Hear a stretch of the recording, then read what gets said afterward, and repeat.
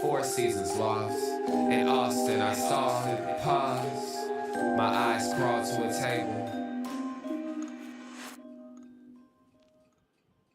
Paralyzed by pairwise dice, then attend to this heaven slice of an angel wrapped in skin. Throw dice and woes of life. Love deprived, look at her vibe. What's the meaning of life? One subjective paradise. Crystal chandeliers, moments reflected. Often mirrors appear clear, grinning from ear to ear. Craving and raving and grain, rekindle the flame. Closer she draws near. Stay there, remove your underwear, shove it somewhere over there. In paradise, we know our purpose.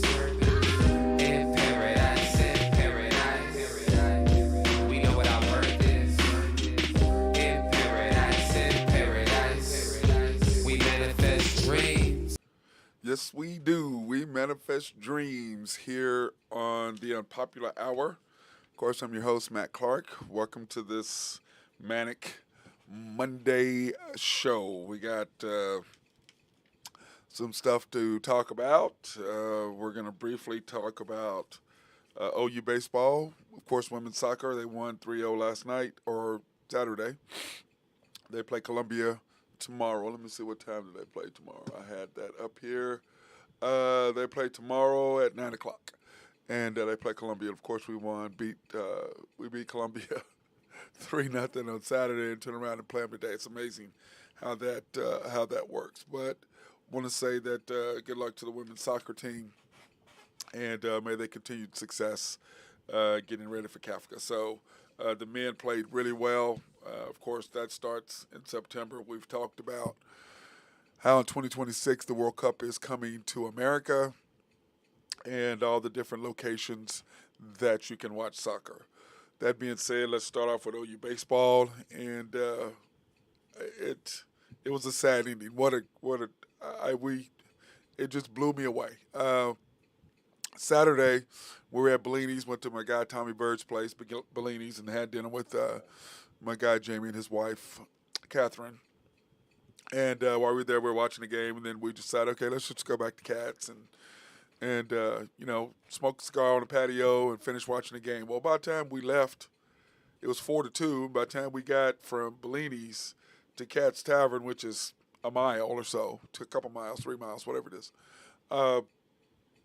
it was 10-2. Or 8-2. We were like, what in the world happened? And guys were telling us about it, and it was just amazing how the bats got hot and a couple mistakes by the Sooners, and boom, it was over. So then we knew that they were throwing Horton yesterday, and he was absolutely on fire. He was originally a commit to Ole Miss, and then of course ended up at OU. And he was he was a monster last night. Yesterday he was a monster. He did well, played well. Pitched really well, but of course he only had issues with the two left-handers. And in the eighth, they went to their closer. He had 10 saves this year. The question is, do you pull Horton or do you? What do you do? Do you pull him or do you not pull him? What happens right there? He did get that shot right over his head. So I think that they were wondering just a little bit about what do we do? Do we keep him in? Do we not? But that's always a coach's decision, and we as fans, we don't really know the intricacies of some of those things.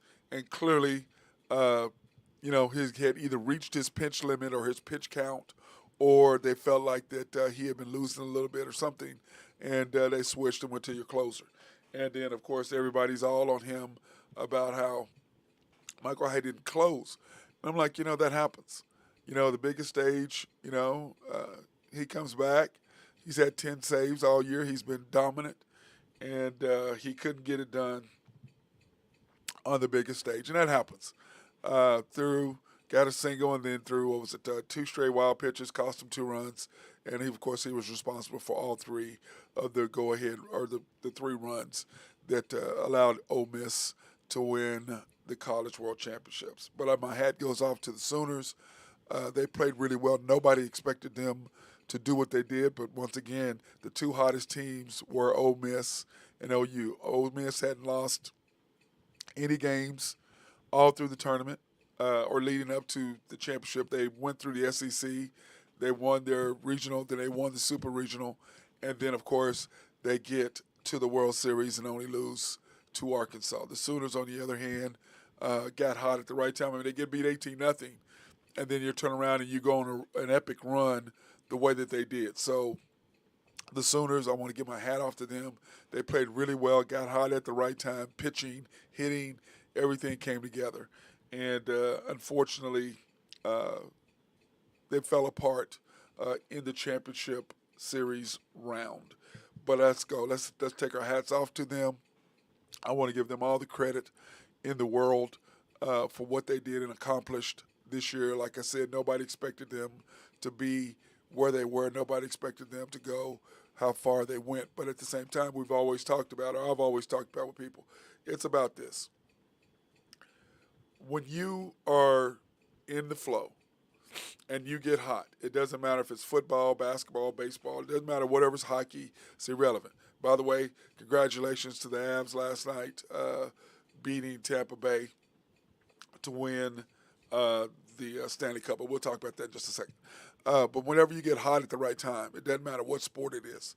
When you get hot at the right time, you look at the New York Giants when they beat the undefeated Patriots. They were 8-8, barely got in, and then they go 3 straight road wins, including beating Brett Favre and the Packers, and get to the Super Bowl, and then beat them twice, or beat New England. And they beat them twice, which is amazing. But that year, that New England team, boy, they were really, really good, undefeated. People didn't expect them to do what they did. But, of course, the Patriots lose to the Giants. So that being said, OU was hot. They went through the tournament. So was Ole Miss. Went through the tournament. Ole Miss's bats were extremely hot, and you could see that they were doing all the little things they needed to do to win. So my hat goes off once again to the Sooners in that, and then my hat also goes off to the the Avalanche. They got the job done last night over the Tampa Bay Lightning. We want to say congratulations to them for winning the Stanley Cup. And when you looked at their record over the last, how they just got better, they were, 2017? They were whatever games under 500. Then the next year they come back, they make it the first round, lose. Next year they make it the playoffs, lose. First round again, and then this year they break all the way through. So I was really happy for that. I'm a big hockey fan, by the way. I do like to watch hockey now. I'm a Stars fan. I'm a Dallas Stars fan. I'm not an Avalanche fan, and I'm not a Tampa Bay Lightning fan. I am, however, a Dallas Stars fan. And if you can ever go watch hockey, go down to Dallas. It's a great trip. You get to go to the AAC, American Airlines Center, for those that you don't know what I'm talking about. In Uptown, you can stay down. Then we have this multitude of places, hotels to stay downtown or right there in Uptown, right by the AAC, and go watch a Stars game. I mean, it's just, these guys are so fast. They're so talented. The way that they move with the puck is just absolutely stunning, the way that they do. But anyway, congratulations to the Avalanche for their victory last night of winning 4 games to 2 over Tampa Bay. So I want to say my shout out to them and shout out to Ole Miss.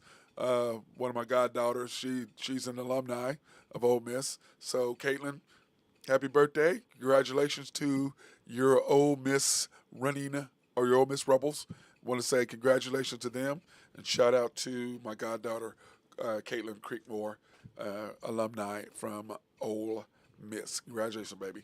Glad y'all won. Anyway, USA Soccer, like I said, the women, you can go. We're going to go and we're going to look at what the women are doing. The women's national team, of course, they played Colombia Saturday. They won that. The next one is Colombia again on the 28th. They go against Colombia for the second time on the 28th. And then, of course, they'll have Haiti July 4th, Jamaica the 7th, and Mexico on the 11th. And, in fact, we saw Megan Rapinoe the other day on the thing, and we were like, didn't she retire? And we saw her on the USA team the other day, and we thought she had retired, but clearly she has not, and she's still playing. I guess she hasn't retired from the national team, I guess, clearly. But anyway, shout out to the ladies, and if you can watch soccer, by all means, remember that that the World Cup is coming. Here are the cities. If you want to be out west, this is 2026 now. This is, because the World Cup this year is not in America, but in 2026, here are the host cities if you want to go watch some soccer. And by all means, hey, go do it. There's nothing like the World Cup. It is the biggest event in the world. So, anyway, you want to go watch that. And if you want to go to Seattle, San Francisco, Los Angeles, we had talked about going to SoFi because it's such a beautiful place, and we'd want to go to Los Angeles just because it's LA, one, and number two, that it would be awesome to watch it at SoFi. Clearly, I'm going to probably go to Houston, and everybody pretty much knows me, knows why.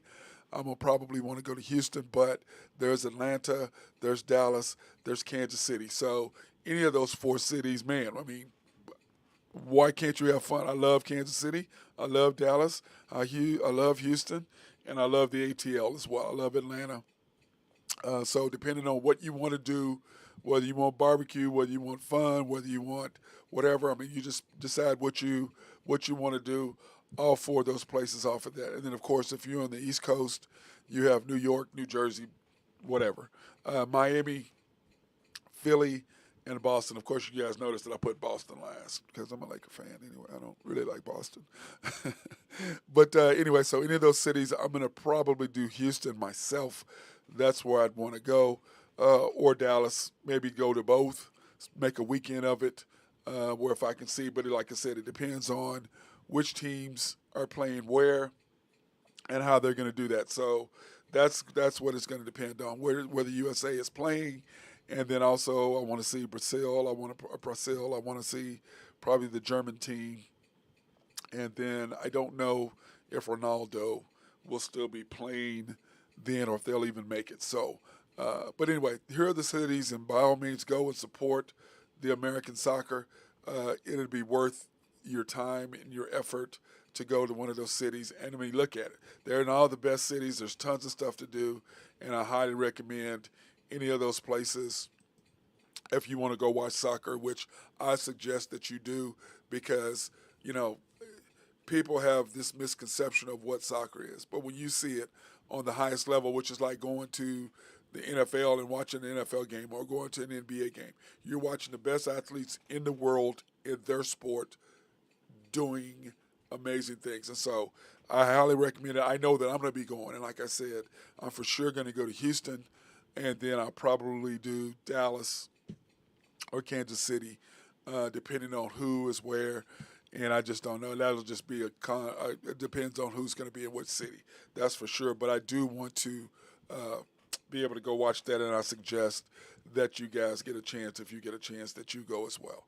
And first of all, I want to take this opportunity to thank my guys at YNB, family owned and operated since 1912, the bank that makes things happen. If you want to pre-qualify online, you go to www.ynbok.com. That's www.ynbok.com if you want to go get a loan for a house or cars or business or whatever. Don't worry about where you are in Oklahoma City, whether you're on the east side, north side, south side, wherever. You can go online, and they have two locations. They have the one, of course, in Yukon, and then they have they have several locations. I believe they have one in Yukon, one in Mustang. I know for sure they got the one in Oklahoma City over on 23rd between MacArthur and Rockwell, which is the one that I go to. And go over there and see Eddie or Melanie and say hi to them for me if you go to the 123rd. In fact, I need to make a note to myself. I need to put up the addresses. So if you want to go visit those locations or go online. But like I said, you can go online and pre-qualify. But if you want to go in, they have several different locations, and I need to make a note to put those locations up there. But anyway, I want to thank their sponsorships of supporting my minority and black-owned businesses, minority women and black-owned businesses. I don't know if women are actually considered minority, but it's a women-owned business. So anyway, they're supporting those, and we did that last week. Of course, every week we go to at least a couple minority-owned businesses, black-owned, and then we went to a women-owned business Thursday night after the draft. So that's what we did, and we're trying to support businesses and all over the place, different restaurants. Of course, last week we went to Ned's, which Ned's Starlight Lounge. I don't know if you've been there, but food is unbelievable. Ned does a great job. His staff do a great job at Ned's. Then also you can go. Then I also went over to, of course, George's Happy Hog, which I go to pretty much every week. And then, of course, we're going to Rococo's. We're going to Rococo's this week. In fact, I need to call Bruce and ask him what day is the easiest for him. So we're going to be going to different places, different restaurants, all over showing up. So if you guys want to come stop through, by all means do that. And, of course, we're going to be going to the barbershop to do that. And we did not go to the barbershop Friday simply because I went and got my, obviously I went and got my fade put in on Friday, but it was a little heated in there on Friday. And plus we did the show Thursday night, so there wasn't really a lot to be said on Friday other than what I had already said Thursday night. Myself and, of course, Drew Hinthorn for HuskerDrewPicks.com was on there with me, along with Lance Parker and Nimoy Jones. So we had a good time. We talked about the what happened with the draft. We talked about what the Thunder did. So anyway, you can go back and you can watch that. And remember, if you want to watch any of the shows, you're more than welcome to do that. And in order to do that, you just go to www.mcsportsnetwork.com. That's www.mcsportsnetwork.com. You can click on you click on the you click on the show that you want to watch, whether that's the Unpopular Hour, Women Only Wednesday, or After the Storm. You can pick which one you want to watch. You can pick which one you want to watch, and by all means, you should go do that. So that's www.mcsportsnetwork.com, and remember, go to YouTube, check in, or log in. Excuse me. Go to YouTube and remember, log in, subscribe, hit your like button and notifications, because if you hit the notifications button, that'll let you know whenever we come live. Boom. It will let you know when the particular show that you're interested in, whether that's Thunder Thursdays, After the Storm. And remember, once the season starts, we will be broadcasting. We will be talking about the Thunder games. And usually I come on about 45 minutes after the game's over with, because it takes time for me to get back and have my notes and get all my stats and stuff put onto the computer so that we can put them up on the screen so you can see kind of what I was talking about. And a lot of you had really liked that feature because it was easy for you to follow along with I'm giving the notes, I'm telling you what's going on, and you can actually look up on the screen and see what I'm talking about. So that's a nice thing, and we don't do that. But anyway, what we did is the Thunder, of course, took Chet in the second round, or in the second pick, and everybody has their opinion on that. Everybody knows that I wasn't a fan of it, but now we're stuck where we're stuck. We've got to trust that Sam Presti has made the right decisions based on his research, but clearly he had his mind made up that he was going to draft Chet no matter what when the best overall pick in the draft fell into his lap, and he chose to ignore Jabari Smith and go for Chet, and then subsequently made moves at the number 11 and 12 to put people around Chet that fits what they are trying to accomplish here in Oklahoma City. So now we're at the point where we're stuck, and we've just got to trust in the process that Sam Presti knows what he's doing, and whether we disagree with him or not is irrelevant at this point. We all have to get together and support his decision as GM and support the Thunder going forward. So that being said, what I did is I put together a list of number 1 and number 2 draft picks since 2000. And when you look at 2000 and you realize how hard it is to pick the overall pick and number 2, it is not very easy. And you look at Kenyon Martin, 2000, and was he really that much of a game changer? He was really good, but not so much. And Stromile Swift, I didn't understand it. Of course, Kwame Brown, no. Tyson Chandler, number 2, great little pick. Of course, and he ended up playing here in Oklahoma City when not Utah, but when the New Orleans Hornets came here. He was a big part of that, and we got to like Tyson and like what he was doing. But the number 2 overall pick, it's okay. Yao Ming, of course, in 2002. The big, huge, what was he, 7'4", 7'3", or something ridiculous from China. Did pretty decently. Once again, number 1 overall pick. What do you rate him? Kenyon Martin, number 1 overall pick. I'm going to give Kenyon probably a 7. Stromel Swift, I'm going to give him a 2, a 3. Kwame Brown, a 1. Tyson Chandler, I'm going to probably give him because he's still playing. So I'm going to give him about a 6 because of his longevity. Yao Ming was pretty decent, but my expectations of the number 1 overall pick, I'm going to give him around a 6. Jay Williams would have been amazing had he not had his car crash or his motorcycle crash for the Bulls. So I didn't really want to rate him because he got hurt, but he was a tremendous talent. Of course, LeBron James, you got to give him a 10 for longevity. Milicic, Darko, I'm going to give him about a 6.5, 7. Dwight, I want to give him about an 8. Okafor, 5, middle of the road. Andrew Bogut, 5, middle of the road. Marvin Williams, 2. Bargnani, 6. LaMarcus Aldridge, I'm going to give him an 8. He was a beast for a long time at Portland. And then, of course, he moved to San Antonio, still did outstanding things. Then, of course, 2007, you had Greg Oden and Kevin Durant in that draft. And, of course, we're going to give Oden probably a 1 because he never really played. So, I mean, I can't really grade him high. He never really played. So, and, of course, Kevin Durant, we will give him a 10. And I had said before, on After the Storm, I had a friend and he was talking about, we were going through Sam Presti's picks, and he does not give Kevin Durant to Sam Presti, and because of that very reason right there.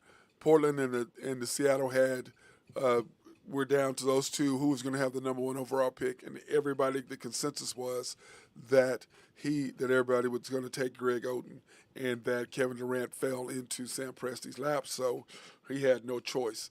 And then we see, given a choice, when the best player in the draft dropped into his lap, he did not take him, but he took the best prospect that fits what he thinks Oklahoma City needs, and then consequently put players around him that will fit that need. So anyway, that being said, I put KD in there, and I'm going to give KD a 10 simply because that's what he deserves. And then 2008, you got Derrick Rose in here. I'm going to give Derrick Rose, he got hurt, but I'm going to give Derrick Rose every bit of a 7 because he did get hurt, but he was a beast. He was the MVP of the league, so therefore I've got to give him, I'm going to give him a 7.5 because he could have been really, really, really good, but unfortunately got hurt. Michael Beasley, now regulated to the 3-on-3. I'm going to give Beasley as the number 1 overall pick. I'm going to give him probably a 6.5. I thought he had a decent career. Blake Griffin, I'm going to give Blake Griffin an 8.5 because Blake was very, very dominant for a long period of time, but number 1 overall pick. He did not lead them to a championship, but however, he was dominant for a long, long, long time. And, of course, the dunk champion, everybody remembers him jumping over the Kia. So, and then to Embiid, I'm going to give him a 5, very average player for the number 1 overall pick. John Wall, I'm going to give John Wall a 6.5 for him. I don't think that he did get hurt. He was a beast for a while, averaging 20 points and 10 assists. But I'm going to put John Wall probably around 6.5, 7 because he hadn't played in, 2 years, and he's still getting $40 million. So that's kind of disappointing. So that's going to drop him down. Evan Turner, I thought Evan had a decent NBA career, but as a number 2 overall pick, I'm going to give him a 6. Kyrie Irving, I'm going to give him an 8. I can't give him higher than that, even though he did with the championship, because his views, and okay, forget all that. I'm gonna have to give him an 8.5 because Kyrie just doesn't play enough. His views are his views, but he doesn't play enough. So I'm gonna drop him to. I'm gonna go with my rhythm. I'm gonna put him in an 8. Talent wise, he should be a 9 or a 10, but because he's not dependable and he does not show up, and when you decide you want to take off and miss 7 games in 11 days because you don't want to play that and you personal reasons and you don't talk to your team, I'm not a big fan of that. Michael Gilchrist, of course. I'm going to give him probably a 4 for the number 2 pick. I didn't understand why Michael Jordan did that anyways, but we know his history of picking players. So I'm going to give him that. Anthony Davis, I'm going to give him an 8.5 simply because he's an absolute transcendent talent. He did get his ring. He got his chip. But on the other hand, Anthony Davis is hurt all the time. But just talent-wise, I got to give him an 8.5. He's just unguardable when he's healthy. Victor Oladipo, of course, he played here with the Thunder. Number 2 pick, I'm going to probably give Victor middle of the road a 5.5, 6 for Oladipo. Good player. Number 2 pick, he's contributing and has been contributing for, 9, 10 years now. So that was a number 2 pick. Yes, I agree with that 100. Of course, Anthony Bennett, a 1, 2, something like that. What a bust. Jabari Parker, once again, a 1 or a 2. That right there, that pick, I didn't understand that one at all. He was quite disappointing. Now, he was playing out of position, and he did get hurt, but it is what it is, and I can't give him a lot of love because he did not fulfill my expectations of what the number 1 and number 2 pick should do. That being said, I want to take this opportunity to thank my sponsors. If you have any IT needs, go to Collaborative Logic and talk to my boy Russell over there. You have any engineering, surveying, or planning needs, call up my guy Mark Long over at SRB. They love to be behind the scenes. And of course, my guy Jose Fierro with his dump trucks. He's got 3 of those bad boys now. Proud of him at Oak Grove Trucking. And of course, Greg and Max Nafee over at Nafco. So if you got any needs, please hit any of those guys up, and I appreciate their support. So now that being said, let's go back to 2014, Andrew Wiggins. I don't know what I put that. Andrew Wiggins. Wow. Anyway, played great. I'm going to give him especially, he was coming off scoring a lot early in his career. Kind of a disappointment overall, but he definitely came and was well worth his money in what they did what he did at Golden State this year. So I'm going to give Wiggins an 8, 7.5, 8 for what he did. Then, of course, Michael Beasley, I'm going to give him 7. Karl Anthony Towns, wait a minute, did I do that already? No.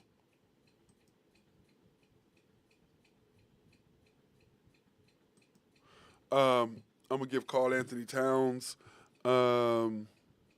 I don't know why I have Michael Beasley in there twice. That must have been some sort of mistype. Karl Anthony Towns for the T-Wolves. I'm going to give Karl Anthony a 7. He's been pretty good for the T-Wolves. Didn't show up when he really needed to show up in the biggest moments in the playoffs this year. But he is still young. This is only his 7th year, so he has time to get better. So I'm going to do that. D'Angelo Russell for the Lakers. And you can look at the Lakers and the Sixers and what they've done with their picks. D'Angelo Russell, remember the Lakers had the number 2 pick in 2015, 2016, 2017.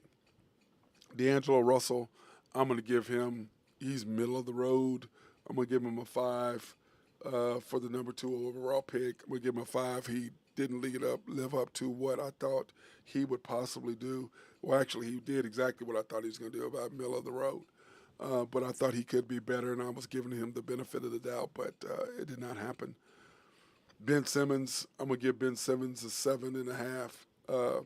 He totally lost his confidence after the playoffs last year, but Ben Simmons was a monster. He was an all-star defensive player, one of the best defensive players in the game. I'm going to give him a 7.5 because even though he couldn't shoot, he was just so dominant all the rest of the places, passing. He can score inside. Like I said, a three-time All-Star. I'm going to give Ben Simmons a 7.5. Now, hopefully, if he comes back and does what he should do, then I'm going to bump him up to about an 8, or maybe 8.5. But right now, I'm going to put him in a 7.5. Brandon Ingram, remember, the Lakers had the number 2 pick. Celtics had the number 3 pick. The Lakers took Ingram. Celtics took Jaylen Brown. Then in 2017, of course, Markelle Fultz. No one still understands what the hell that was. And anyway, they took him number 1 overall. I'm gonna give him a 2, probably a 1. And then Lonzo Ball. Now remember, the Celtics had the number 3 pick, so the Celtics went Jaylen Brown. Then of course Jason Tatum. The Lakers went Brandon Ingram, Lonzo Ball. Neither one of those are there. Neither one of those guys are there anymore. Neither one of them are there anymore. And Brandon Ingram, a beast. I'm gonna give him, like I said, I like Brandon. I'm gonna give him a 7.5, 8, because he's really stepped up since he's been in New Orleans this year. He was really monsterish, and so I don't know if monsterish is a word, but anyway, I like it, monsterish. But anyway, Brandon 7.5. That's what I'm gonna give him. Lonzo Ball 5, middle of the road, kind of what he thought. Still pissed off at the Lakers why you wouldn't take Jason Tatum. And what's so funny is the team that picked behind them, the number 3 pick, got Brown and Tatum, which got both of them to the finals. Instead of the Lakers taking Lonzo Ball, listening to the chatter, and that's what they did. They listened to all the nonsense, and what did they get? A middle of the road, a decent, good point guard, but he really never had a prayer simply because too much pressure on him. But I'm going to give him about a 5 because he is a really, really good point guard, but deserving of the number 2 overall pick, negatory. And then, of course, 2018, DeAndre Ayton. I don't think he's going to get his bag from the Suns. I know I wouldn't pay him max dollars, no way, especially being a center and his limited skills offensively to do everything they need. And he just faded away, didn't even want to go into games this year. That dropped away. I thought he was doing really well. Some would drop him to a 6.5 simply because of his attitude and what he did. Not deserving of the number 1 overall pick in 2018. Marvin Bagley with the Kings, still a work in progress, but I'm going to give Bagley, I'm going to give him another middle-of-the-road guy. That's what I'm going to do. And, of course, 2019, Zion Williamson. Zion Williamson. I don't know what grade to give Zion simply because he hasn't played. It's kind of hard to give somebody a grade when they ain't played. Now, when he did play, he was an absolute monster. And if he can play, I'm going to give him an 8. If he can't play, which is where he's at now, I'm going to drop him to a 4 as a bust. Ja Morant, 9. He's just, the only thing with him, can he be like Derrick Rose and be unlike Derrick Rose and stay healthy? But Ja Morant is just breathtaking the way he plays. I love watching him. I love all the things that he does. And so I'm going to give Ja Morant a 9. He's a beast. Definitely the number 2 pick, and the Grizzlies have drafted well to fit around the talent they have. And, of course, our big guy, Steven Adams, is there with that team. 2020, Anthony Edwards, the T-Wolves. AE, he's just been a monster. I really like him. I'm going to give him an 8, 8.5. He stepped up in the playoffs, except that he made the bonehead play of bonehead plays against Ja Morant to cost them the series, really, against Memphis. Why would you go for a steal in that situation? Keep the guy in front of you, so I'm going to drop him down, but great number 1 pick by the T-Wolves. Of course, Golden State took James Wiseman, number 2. The big guy, 7-foot, athletic, can block shots. And in this league, you have to have an athletic big man who can control the lane and make ultra shots and just don't let people score 50 points on you inside the paint. You've got to be able to do that. And so Golden State is drafted really, really well and that's going to be exciting seeing what they have. Then, of course, 2021, I stopped right there because all you need to know is Cade Cunningham. Cade Cunningham for the Pistons, and of course, Jalen Green, who plays for Houston now, who will be joined by Jabari Smith in Houston. Jalen Green was taken number 2 behind Cade last year, and of course, I think we took Josh at 6. I think Josh Giddey was at 6. But anyway, Cade Cunningham, I'm going to give Cade a 7.5 this year. Well, I'm going to give him an 8. I'm going to give Cade an 8. He played really, really well considering what he had around him. And then, of course, Jalen Green, I'm going to give him a 7 as well, 7.5. I thought he played really well. So anyway, that's my breakdown, and those are my grades. Those are my grades for this year as far as all the talent that I've seen thus far in the league. So that being said, I want to remember you can go watch any of my other shows. Ooh, I got to fix that. That did not work out well at all. My bad. Live streaming for you. That's what happens. Because remember, my computer went bad, and I've got to go rebuild all of my stuff all over again. But like I said, you can watch any of my shows by going to www.mcsportsnetwork.com and watch any of my shows on that. You can just pop on it and click on it and watch it. And of course, remember, go to YouTube, subscribe, like, and hit the notifications button. And that way you'll know anytime that we come on the air, you'll be able to watch us. I want to also thank YNB, family owned and operated since 1912, the bank that makes things happen.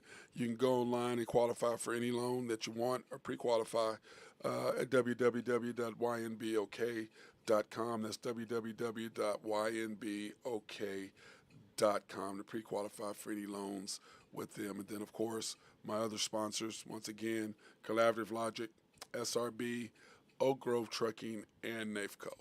So I want to thank everybody for watching the show today. We've got some other stuff that we're going to talk about tomorrow, like we have our question. We're going to try to do question of the day on Tuesdays and Fridays. That's what we're going to try to do. But our question tomorrow will be KD or Steph. KD or Steph will be the question for tomorrow. So that being said, I want everybody to stay safe and enjoy this nice non-smoking hot weather. It's perfect. Wish I was out on the golf course today. Would have loved to, but of course got to do the show, and then now I'm on my way to train some kids. So that being said, everybody be safe, stay cool,